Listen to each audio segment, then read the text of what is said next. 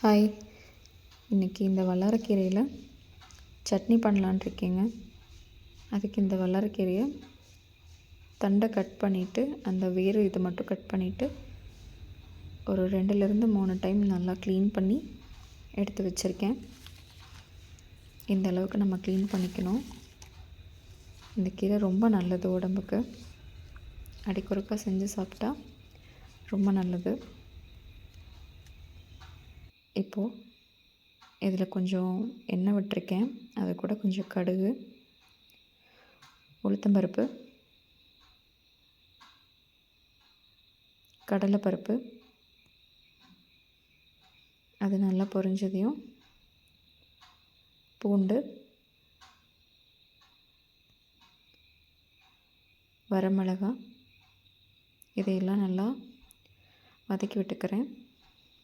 இது நல்லா பொரிஞ்சதையும் கொஞ்சம் புளி போட்டுக்கிறேங்க. அதையும் நல்லா சேர்த்து எல்லாத்தையும் வதக்கிட்டு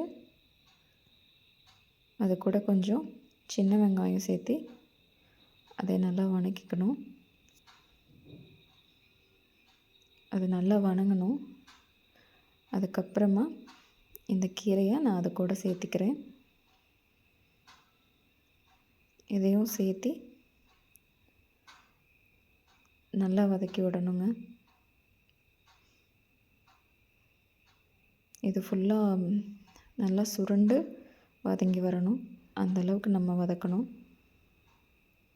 இந்த அளவுக்கு வதக்கிடணும். அது கூட கொஞ்சம் நான் தேங்காய் சேர்த்துக்கிறேன். கொஞ்சம் உப்பு சேர்த்து இதை இப்போ நான் மிக்சியில் போட்டு அரைக்க போகிறேன். பல்சில் வச்சு தான் அரைக்க போகிறேன்.